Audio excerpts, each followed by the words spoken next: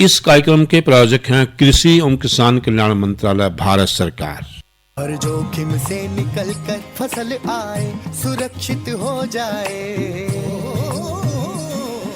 फसल बीमा से हर किसान अब आत्मनिर्भर हो जाए।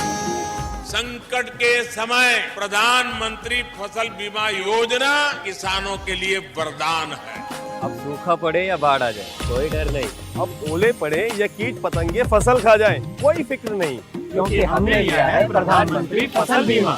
बुआई से फसल कटाई तक हर जोखिम का दावा, न्यूनतम प्रीमियम पर अधिकतम भुगतान का वादा। योजना से हर साल जुड़ रहे हैं 5 करोड़ से ज्यादा किसान। अब आपकी है बारी। नजदीकी कृषि कार्यालय, सहकारी समिति, बैंक शाखा, अधिकृत बीमा कंपनी या जन सेवा केंद्र में स्वेच्छा से करा सकते हैं पंजीकरण। फसल बीमा पोर्टल या फसल बीमा ऐप द्वारा भी कराया जा सकता है पंजीकरण। प्रधानमंत्री फसल बीमा योजना, आपकी फसलों का संपूर्ण सुरक्षा कवच। कृषि एवं किसान कल्याण मंत्रालय, भारत सरकार। किसान वाणी कार्यक्रम के सभी सुनाने गिरदारी की राम राम। साथियों, कार्यक्रम किसान वाणी आपका अपना कार्यक्रम, जिस कार्यक्रम के माध्यम से हमारा प्रयास रहा है कि हम आपने मौसम, समय, परिस्थिति के हिसाब से वो सब जानकारी दे सकें जो जरूरी है।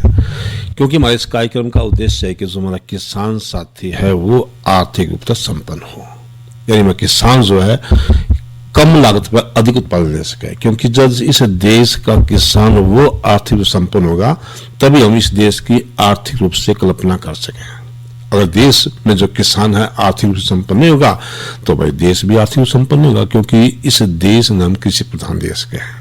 हमारे किसान साथियों तो बहुत अनुभवी है, फिर भी समय समय पे जो हमारे वैज्ञानिक हैं, हमारे विश्वविद्यालय हैं, कृषि विज्ञान केंद्र हैं, या जो हमारे प्रगतिशील किसान हैं, वह बहुत से विषय की खोज करते रहे ताकि जो किसान है वो अधिक से अधिक फायदा उठा रहे हैं। बस वही चीज हम आप तक पहुंचावा ताकि मेरा किसान साथी जो है उनका लाभ उठा सके। तो आज उस कड़ी में तो हम चर्चा करेंगे प्राकृतिक खेती की, और चर्चा में हमारा जो दूसरा विषय रहेगा कि जो नींबू वर्गीय बाग हैं उनकी हम देखभाल किस तरह कर सकें, और चर्चा हम कर लेंगे राष्ट्रीय कृषि विकास योजना के ऊपर। मनोरंजन तो होगा ही, तो क्यों ना सब तरह हम प्राकृतिक खेती को बात कर लें। आपको पता है कि एक समय था जब आप रासायनिक खाद का प्रयोग कर रहे थे, क्योंकि उस समय मांग थी समय की, देश में उत्पादन कम था तो ज्यादा उत्पादन चाहिए था, तो रासायनिक खाद, रासायनिक दवाई इनका प्रयोग करना शुरू कर दिया। लेकिन सहज सहज जो है उसका दुष्प्रभाव भी इतना आ गया कि मानस की जान पर बनाई। तो इस समय आया कि हम वापस जो है प्राकृतिक खेती का नहीं पहुंचा। अब प्राकृतिक खेती में डर बहुत लग गया। कोई तो यूं कह दे उत्पादन कम हुआ है, कोई यूं कह दे भाई तो बड़ा मुश्किल काम है, और कई के दिन भ्रम रहा है कि जब हम प्राकृतिक खेती करने आवेंगे तो शायद मैंने उतनी कीमत, उतना जो है लाभ ना मिले। पहला हम दूर कर देंगे, प्राकृतिक खेती में इस तरह कोई नुकसान नहीं है। बस आपने शुरू करने का तरीका पता होना चाहिए, किस तरह शुरुआत करनी है। न्यू भी नहीं आप पूरा खेत एकदम से प्राकृतिक खेती में ले जाओ, या खाली आप ले रहे हो, आपका जो पड़ोसी है वो सारा रासायनिक खाद का प्रयोग कर रहा है, कुछ एक बात का अपने ध्यान रखना पड़ेगा। तो आपने पूरा खेत एक नहीं ले जाना, प्राकृतिक खेती में ले जाना, बल्कि यूं करना, शुरुआत कर लो आप 1 कनाल तय, 2 कनाल तय, 1 किले तय, किसी एक तक शुरू कर लो आप, और उसमें करके देखो। और उसमें आपने फिर जो है प्राकृतिक खाद और प्राकृतिक कीटनाशक का प्रयोग करना। यूं ना करियो भी आप खाद तो ले लो प्राकृतिक और भाई जो है कीटनाशक ले लो रासायनिक, वो भी गड़बड़। तो आपने जब प्राकृतिक खेती करनी है तो इतना करना कि भाई खाद और जो कीटनाशक है उनका प्रयोग आप प्राकृतिक रूप से करेंगे। चाहे बीज का उपचार हो वो भी प्राकृतिक तरीके का होगा, यानी किसी भी तरीके आपने जो है रासायनिक खाद का प्रयोग नहीं करना, रासायनिक कीटनाशक का प्रयोग नहीं करना। अब कई बार सोचा ना भी फलाने किले में ईल्ड बड़ी कम निकली, वो उसके किसी किले में शुरू में हो वो भी सके, किसी कनाल में वो भी सके, वो जगह कम, लेकिन उतनी सी कीमत फालतू मिल जाएगी। तो आपने बाजार में देख लिया होगा नहीं कि भाई जो रासायनिक तरीके से ऑर्गेनिक आप कहते हैं उसकी कीमत कुछ ज्यादा है, और सहज जो आपकी माटी है उसने चीज ने अपना लेगी और एक बढ़िया सा उत्पादन आपके खेत में मिलेगा। तो इस वास्ते ये तो बरम अपने दिमाग में कर दो कि जो प्राकृतिक खेती से भी आपका उत्पादन कम होगा, कभी कम नहीं होता बल्कि बढ़ागा सहज करके, और भाई आपने मजा आएगा, शरीर स्वस्थ रहेगा और बढ़िया कीमत मिलेगी, पैसे मिलेंगे। इसमें 2 चीजों की जरूरत है। एक तो जरूरत पड़ेगी डंगर का गोबर और एक जरूरत पड़ेगी उसके पेशाब। सब तो बढ़िया जो फायदेमंद बात करा वो देसी गांव के पेशाब की बात करा। जो आप देसी गांव के पेशाब की व्यवस्था कर सकें वो सब तो बढ़िया। और एक काम कर सकें आप, एक देसी गाय भी पाल सकें, कितना काम चल गया। गाय की सेवा भी होगी और भाई दूध पीने मिल गया, और गैस जो देसी गाय का पेशाब और मूत्र वो भी आपने मिल गया। और उस तरह के आपके खेत में जो प्राकृतिक कीटनाशक है वह तैयार हो जाएंगे, क्योंकि गाय के पेशाब से ही जीवामृत बनना है, बीजामृत बनना है, सारे के सारे उत्सव बनने हैं। और क्या चाहिएगा इसमें, अपने पराली चाहिएगी, बृहस्पति के पत्ते चाहिएंगे। तो इसमें इस वास्ते मैंने ज्यादा चिंता की बात नहीं करनी है। बात है कि प्रति किले के हिसाब से मैंने करने के पड़ा है लगभग 150 से लेकर 200 किलो देसी खाद की जरूरत पड़ेगी 1 किले में। इन कह लो कि 1.5 से 2 कुंटल इसकी जरूरत पड़ेगी। कई साथी क्या करेंगे, बराबर का ट्रैली घेर देंगे, घेर रहे हैं खाद बराबर ट्रैली, उससे फायदा क्या है भाई, खराब हो रहे हो आप। तो आपने जो खाद लगभग महंगा चालियो कि 1.5 से 2 कुंटल आपने खाद 1 किले में चाहिएगी। और एक बात और, आप गोबरी खाद गिरोगे और गोबरी खाद पक्की कुल होगी, कुल्डी पर आपने खाद गेरी, मतलब आपने गोबर गेरा और आप ठहका महीने 2 महीने में खेत में गिराओगे, कच्ची होगी वह। यानी आप सीधी सी बात है दिमक ने चिट्ठी भेजने लगे कि आप अगर चिट्ठी हमारे खेत में आ जाओ, सारी फसल खराब कर दे।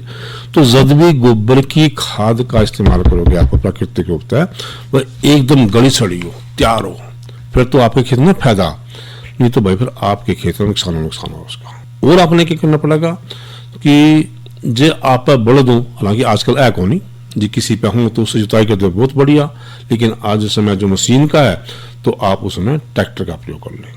ट्रैक्टर तय हल्के सा जुताई करनी है आपने, जिस तरह गड़ी मिट्टी जो है ना पटे, क्योंकि अगर ज्यादा मिट्टी पटाएगी तो जमीन के तला के दो से पोषक तत्व हैं वह भी ऊपर आ जाएंगे, और जो हमारे मित्र कीट हैं वह भी ऊपर आ जाएंगे, उनमें जो बाकी पक्षी में चुग लेंगे, नुकसान हो जाएगा आपने। तो इसका भी ध्यान रखना आपने। और जब भी आप कोई फसल लोगे उस वास्ते विशेष ध्यान के रखना आपने कि खासकर जिनकी फली हैं उनकी हम बात करें, उनकी बुआई आपने 30 दिन पहला करनी है। इन बातों का आप ख्याल रखो तो आप बढ़िया फसल ले लोगे, बढ़िया लाभ होगा। और प्राकृतिक खेती में एक फायदा और भी है, आप बहुत फसल ले सकें। यानी आपने गन्ना बो दिया, उस गन्ने के बीच में आपने हल्दी ले ली है, कोई और फसल ले ली है, वह भी ले सकें। यानी एक तो फसल कहीं होगी और आपके खेत में जहर था वो खत्म हो गया, आपके खेत की ताकत खत्म होने लगी थी, सहज करके वो खत्म होगी। तो कितने फायदे हो गए। तो फिर आप क्यों प्रयोग करें रासायनिक खाद, रासायनिक उनका कीटनाशक का। तो इस वास्ते जरूरी है कि हम जो है अब अपने खेत में जो है अपनी जमीन में बचाने खातर अपनी आने वाली जो जनरेशन है उन वास्ते, अपनी पीढ़ी है उन वास्ते रासायनिक खाद छोड़ दे, रासायनिक कीटनाशक छोड़ दे और प्राकृतिक खेती करनी जाके जो अपनी जो पीढ़ी है उन्हें एक अच्छा जीवन दे दे। नहीं तो आप तो गए अपनी अगली पीढ़ी में भी जान लेंगे। सच करके देख लो आप आजकल जो इतना ज्यादा हम कह रहे हैं मानस की जो उम्र है वह घटकर लगभग 40 साल के आसपास रहेगी।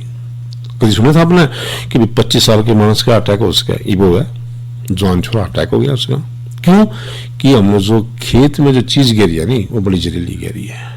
पैसा सब कुछ नहीं होता, लेकिन इस बार आपका पैसा भी कमाया जाएगा, जमीन भी बचेगी और आपकी पीढ़ी बचेगी, शरीर स्वस्थ होगा। तो मैं अंत ये कहेंगे कि आपने जो है देसी खाद का प्रयोग करना, प्राकृतिक खेती करनी है, तो आपने भी लाभ है और देश के लोगों ने भी लाभ है। अरे भी एक बात और करते हैं, जब लाभ की बात आई है तो एक कोई भी समस्या अगर आपकी हो खेती से संबंधित तो हमारे पास एक नंबर है, उस देखे किसान कॉल सेंटर 1551 नंबर है। आप इस पे किसी भी वक्त जो है फोन कर दो, आपकी समस्या का समाधान हो जाएगा। आपको कितने पैसे लगेंगे एकदम फ्री, किसी बात में नहीं आना। ये जो नंबर है किसान कॉल सेंटर का एकदम फ्री है, आप इसे जब मर्जी फोन करो, आपकी जो समस्या है उसका समाधान आपने उस पर जरूर मिलेगा। ये बात आई है कि भाई जो खेती आप करोगे, खेती में मौसम का बड़ा महत्व है। जब आपने मौसम के सही जानकारी नहीं ली तो आप कुछ भी काम करोगे, आपने दवाई नहीं गिरनी हो, आराम बरस गया हो या आपने जो है जरूरत राम की नहीं है वो बरस गया, या है वो नहीं बरसा, जरूरत हवा की है नहीं आई, जो सारा कुछ किया मौसम। तो एक तो आपने मौसम का ज्ञान होना बहुत जरूरी है। मौसम वास्तव मैंने क्या रखे, या तो आप फोन पे या हमारे किसी विज्ञान केंद्र है, इनका पता कर लो। जब बात चल रही है तो बता दें कि जो कैल का मौसम है नहीं, उसमें बरसात और आंधी आने की संभावना है। जो भी अपना काम करोगे एक बारी मौसम की अच्छी तरह देख लियो कि वो मौसम आपके कृषि कार्य वास्ते ठीक है, भी नहीं फर्क ना करियो, अजय है जरूर करियो। जब बात कल की है तो कल के बारे में एक बात बता दें आपने कि कल जो हमारा कार्यक्रम होगा वो होगा इस मास के कृषि कार्य, कि हम इस महीने में कौन कौन से कार्य कर सकें, कौन सी योजना बना सकें। तो कल हमारे कार्यक्रम में विषय रहेगा इस मास के कृषि कार्य। जब बात आप बार बार कृषि की कर रहे हैं, बार किसान की बात कर रहे हैं, तो एक योजना आपने और बता दिया। एक योजना है राष्ट्रीय कृषि विकास योजना। देखिए ये तो इसका नाम बदल गया, ये भी इसमें बोलना है कि प्रधानमंत्री राष्ट्रीय कृषि विकास योजना। योजना वही है, नाम बदला। और ये योजना जो है 2007 में अटके इसका नाम बदल दिया। पहले चल रही थी लेकिन 2000 में उसका नाम बदल दिया। इसका एक विशेष उद्देश्य रखा कि जो हमारे किसान साथी हैं उनने जो है अच्छी खेती के बीज, ढांचा, कृषि यंत्र या और सुविधाएं में सारी मिल जाए। क्योंकि जब बुनियादी ढांचा बढ़िया होगा, उसमें नवीनीकरण होगा, नई नई तकनीक आवेंगी, नए नए बीज आवेंगे, तो हमारा जो किसान साथी है बढ़िया खेती करके जो है बढ़िया लाभ ले सके। एक तो उसका उद्देश्य सबसे पहले कि आपने बता दिया, सरकार ने क्या उद्देश्य रखा। सरकार ने उद्देश्य रखा कि इस योजना तक 4% वार्षिक, यानी साल में 4% अपने जो है जितनी भी कृषि से संबंधित कार्य हैं उनमें वृद्धि हासिल करना, बढ़ाना। यानी आपकी उपज जो पहला मान लो 10 किलो हो रही है, उसमें 4% और बढ़ा लो, 400 ग्राम या और बढ़ा लो, इतना मान के चलो। आप 100 किलो हो रही है तो उसमें 4 किलो और बढ़ा लो। ये सरकार का उद्देश्य है कि 4% जो है उसमें जो बढ़ोतरी करना। दूसरा, जो हमारा जो किसान है वो संपन्न हो, उसने किसी तरह की दिक्कत का सामना न करना पड़ा है, ना बीज खरीदने में, ना किसी यंत्र खरीदने में, ना तकनीक के ज्ञान प्राप्त करना है। एक तो छोटे छोटे सिंचाई के क्षेत्र उनमें, बीज में, मशीन में, जैविक खेती में, और एक दो बातों जो दें बार बार, मधुमक्खी पालन में और जो है मशरूम की खेती में। और इसका एक उद्देश्य और रहेगा कि ताकि जो खेती के क्षेत्र में हम स्टार्टअप कर सकें, जो खेती है उसमें नए नए जो उद्यमी आ सके, नए नए बालकों को रोजगार मिल सके। यानी खेती न हो गया एक उद्यम के रूप में हो जाएगी। और जहाँ कई जो क्षेत्र हैं जिनमें जलवायु हमारी खेती के अनुकूल नहीं है, उस हिसाब से वहाँ वो सुविधा उपलब्ध कराना। और जो हमारे किसान उत्पादक संगठन है जिन्हें FPO बोलते हैं, उनका कृषि गलत जोड़ना, ताकि वो जो उत्पादक संगठन है वो किसान, अधिकारी और संस्थान है, इन तीनों के बीच में कड़िया काम करके जो किसानों ने वैज्ञानिक खेती की तरफ लेकर जाए और किसानों की जो फसल है वो सही जगह बिक जाए, सही कीमत मिल जाए। यानी ये कह ले किसान का जो भय नहीं है कि घाटा पड़ेगा, वो खत्म हो जाए और हमारा किसान बहुत बढ़िया जो है वो पैसे कमा कर भाई जो है देश ने आर्थिक संपन्नता में अपना योगदान देगा। भाई किसान संपन्न तो हम भी संपन्न। तो इस तरह जो है जो राष्ट्रीय कृषि विकास योजना है इसका काम रहेगा। अब बात है कि अगली चर्चा की, लेकिन क्यों ना अगली चर्चा से पहले हम एक रागनी सुन लिया। ये आप कह दोगे तो ये बात तो लग रहा है भाई, कारण रागनी तो सुनाई मनोरंजन कोई कर्या कौन नहीं, तो यूं करा पहले रागनी सुन लिया। हे रमन का मरिया रे सांस डोरी सुपता परकन की रमाला भाई पांचों इंद्री अब समय करके अपन जा रखे मेरा मन का मरिया सांस डोरी सुपता परकन की मोला पांचों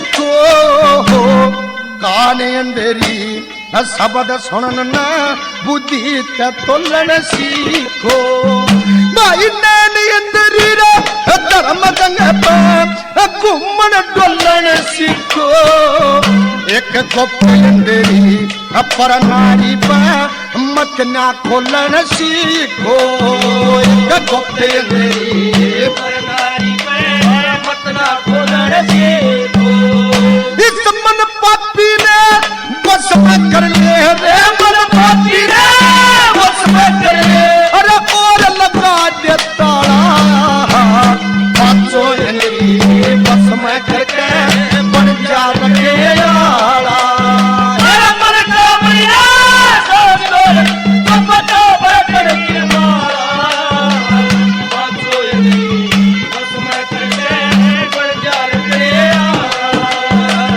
पांचों अंधेरी बस में करके बन जा रखे आला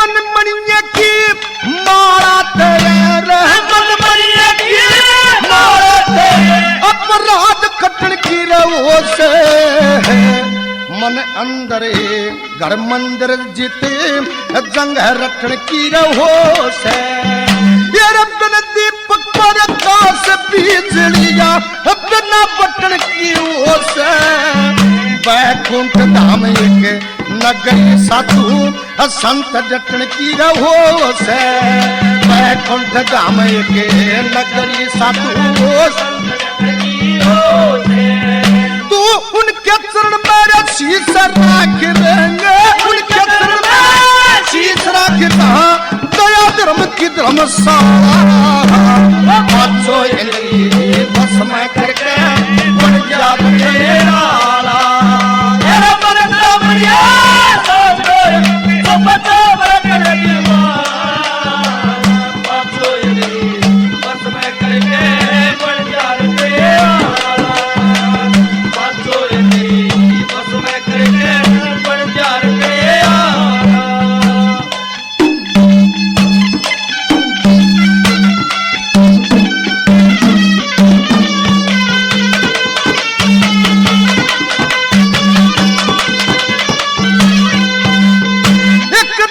भगत दी बालक से धरू भगत दी बालक से कह भक्ति कर गया भाई गुरु गोरखनाथ जति कहलाए शिष्य पूर्ण ब्रह्मचारी वो धन्ना भगत रविदास भगत में ये पांचों अंधेरी माई मीरा बाई सदन कसाई भक्ति में पारे उतारी मीरा बाई सदन कसाई भक्ति में पारे उतारी वो तीन लोक पर देश कबीर एक तीन लोक पर देश कबीर एक सबसे भक्त निराला पांचों अंधेरी बस में करके बन जा रखे आला तेरा मन का बढ़िया सोच लो तो बचा पांचों अंधेरी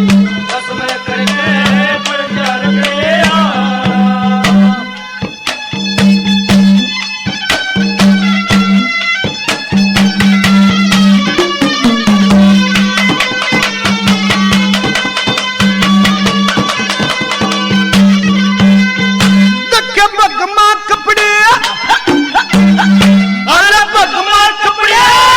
समर माजे एक तारा सलेके बेरा नानो कित चलेगा जग का सहारा लेके इन भक्ता का नाम मेटन लगे फिर आरा लेके भजन करा दिन भगवान का सच्चा सहारा लेके भजन करा दिन भगवान का सच्चा सहारा लेके इसमें संग नबी अंश बना जो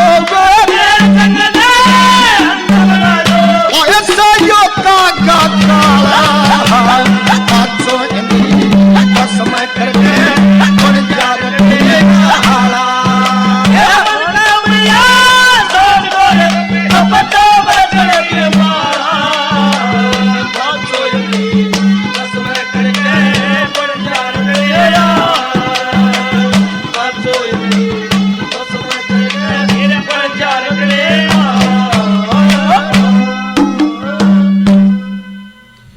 अरे हम चर्चा कर लें कि जो हमारे नींबू जाति के बाग हैं उनकी देखभाल हम किस तरह कर सकें, यानी किन किन बातें ख्याल रख सकें, क्योंकि हमें पता है गर्मी के मौसम में नींबू वर्गीय जो फल है उनकी बहुत मांग है, और भाई जब बढ़िया होंगे जल्दी आप उन्हें ले सकोगे और यदि आपने से संतुष्टि मिलेगी, और बढ़िया जदों होंगे इनका आप समय पर ध्यान रखोगे।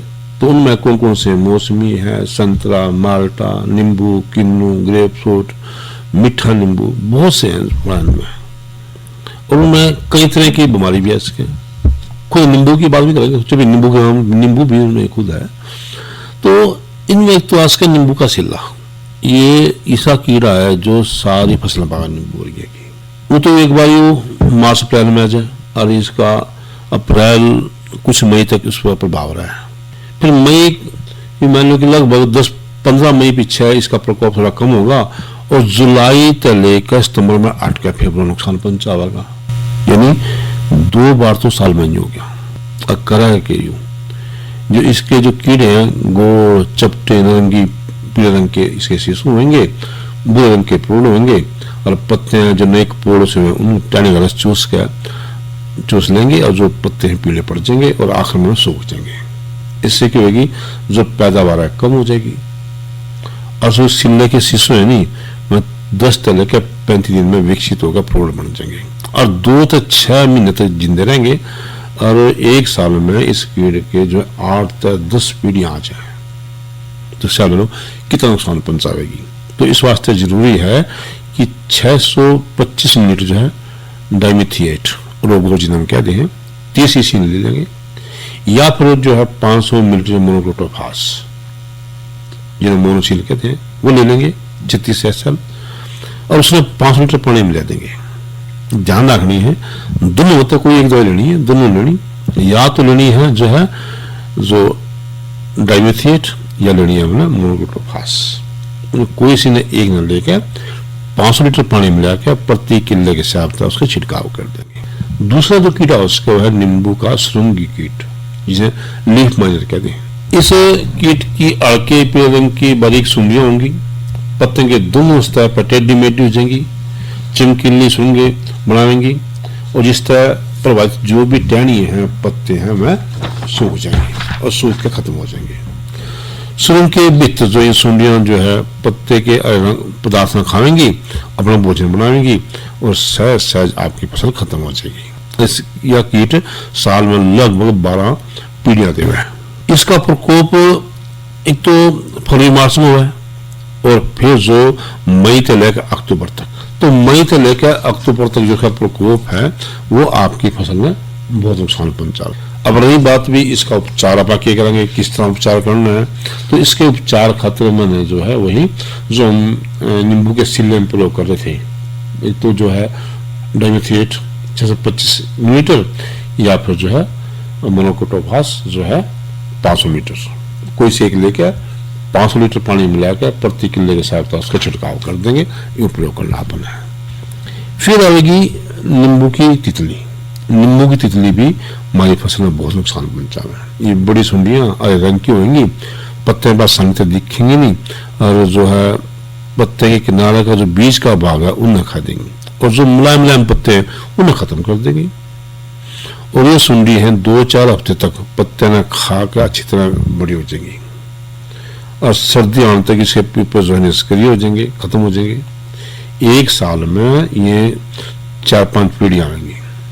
बात है रोकथाम की, तो 500 मिलीलीटर जो मोनोक्रोटोफास 36 SL ने 500 लीटर पानी मिलाकर प्रति किले के हिसाब से इसका छिड़काव कर देंगे, जिससे कि ये अटका ना हो। और आपके जो एक छालखानी सुंडी है इसका भी असर रहेगा। जो सुंडी है नहीं, ये दिन में तने के बित्रसूल बनावेगी, रात में बैल कटावेगी, और उस छाल में खाने सोलह कर देगी। ये कीट आमतौर पर दिखता नहीं, दिखेगा किस तरह कि दिन में तो लुक जायू और रात में बाहर आ जाए, लेकिन जो तने जहां तक तने टहनियां लदी हुए हैं उठा इसका मल और लकड़ी का बुलंदा जाल के रूप में दिखेगा, और जिस तरह तेज हवा चल लेंगी जो ऐसे प्रकोप जो टहनियां टूट के गिर जाएंगी, और सहज सहज जो आपका पिड्डा भी खत्म होगा, फल खत्म होगा। इस वास्ते कुछ एक बात है ख्याल रखना पड़ेगा। एक तो यह कि जो बाग साफ सुथरी जगह रखें, जितनी संख्या बताई है उससे ज्यादा पेड़ न लावें, और कीटनाशकों का प्रयोग आसपास के सारे पेड़ों पर कर दें, और जाड़े अटने के पक्ष है कीटनाशक का प्रयोग करना चाहिए। और आपने जो समय समय पे जो कीटनाशक हैं जिस तरह मोनोक्रोटोफास या पहला जो वो तो होली में, लेकिन चलो आगे ध्यान रखियो कि फरवरी मार्च में जो है 40 ग्राम कोलबरेल जिन्हें सेविन कहते हैं 50 पाउडर, इन्हें ध्यान रखना है। तो ये समय के अनुसार इनका छिड़काव आप कर देंगे तो आपकी जो फसल है वो इन कीड़ों से बच जाएगी। एक दिमक की बात है, दिमक की बहुत नुकसान पहुंचाया है, सारा साल ये जो है सक्रिय है। बस थोड़ा इसका जब मौसम गर्म होगा या शुष्क होगा इसका प्रकोप बढ़ जाएगा, लेकिन बाकी मौसम में भी इसका प्रकोप तो रहेगा। दिमक भूमि में रहेगा, जो पेड़ की जड़ है उन्हें खावेगा, तने खोखले कर देगा और सहज सहज आपका पेड़ सूख के नीचे गिर जाएगा, वो नुकसान पहुंचावे। तो इस तरह बचने खातिर आपने 50 मिलीलीटर जो है क्लोरीपाइरिफॉस 20 सीसी लेनी है, उसमें 5 लीटर पानी मिलाना है और प्रति पौधे के हिसाब से उसमें घेरना है। तो दवाई का घोल डालने से पहला हर एक गड्ढे में आपने 2-3 बाल्टी पानी की यूज देनी है। तो इस चीज़ का आपने ध्यान रखना है ताकि आपकी जो फसल है बढ़िया हो, बीमारी से बचाए, और भाई आप बढ़िया फल भी लें और बढ़िया पैसे भी कमाएं। इस कार्यक्रम के प्रायोजक थे कृषि एवं किसान कल्याण मंत्रालय, भारत सरकार। अरे अरे अरे क्या कर रहा है? इधर इधर इधर हम बोल रहे हैं तेरे बीजू का। उतला बोल रहा है? हाँ, पक्षियों से तो हम खेत को बचा लेते हैं, पर इन घातक रसायनों से कैसे बचाएं? मतलब? देख बेटा, तू जो ये अंधाधुंध रसायन मिलाता है ना, मिट्टी की सेहत बिगड़ने लगी है, और जब माटी ही कमजोर पड़ जाएगी तो उपज कैसे सेहतमंद होगी? अरे पहले ऐसा नहीं था, पूछना अपने बड़े बुजुर्गों से, कैसे फसल लहलहाती थी, शुद्धता झलकती थी। हाँ, माटी भी तंदुरुस्त और लोग भी। अरे अब पहली वाली बात कहाँ? पर अब तो सब यही डाले हैं। सब नहीं, आज भी लाखों जागरूक किसान परंपरागत विधि से फसल उगा रहे हैं, खर्चा कम और उपज की कीमत भी बेहतर पा रहे हैं। सच है? रे बेटे, एक्सपीरियंस से बता रहे हैं, धूप में बाल सफेद नहीं किए हैं। हाँ। ठीक है भाई, मैं भी आज से जैविक खेती शुरू करूंगा। माटी से प्रेम की परंपरा है, परंपरागत खेती। इसके अलावा आज का हमारा किसान वाणी कार्यक्रम समाप्त है। कार्यक्रम के सभी सुनने की राम राम।